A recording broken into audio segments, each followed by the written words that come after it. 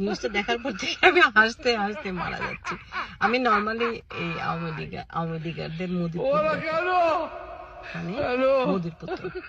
তো এখন নিউজটা একটু বলি। শেখ হাসিনার চাচাতো ভাই, যে যার নাম ছিল শেখ সালাউদ্দিন জুয়েল, তার এখন কি নাম জানেন? তার এখন নাম বিধান মল্লিক। তারপরে তার বাবার নাম কি ছিল? শেখ আবু নাসের। এখন তিনি মদীন্দ্রনাথ মল্লিক। খেয়াল করেন, মদীন্দ্রনাথ মল্লিক ভারতে পালিয়ে যে আধার কার্ড বানিয়েছে। আচ্ছা, মানুষ বলে না যে শেখ হাসিনা যায় নাই, পালায় নাই, ওকে তাড়িয়ে দিয়েছে।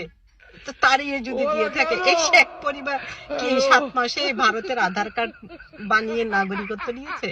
7 মাসে কি ভারতের আধার কার্ড বানানো যায়? শেখ পরিবারের কারে নিয়ে আপনি কথা বলবেন?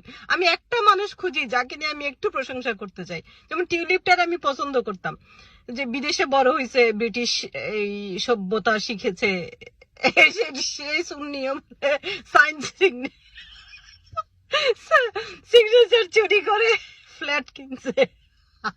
চোরের গোষ্ঠী এগুলা সব ভারতে বহু আগে যাওয়ার জন্য তৈরি ছিল, বিশ্বাস করেন।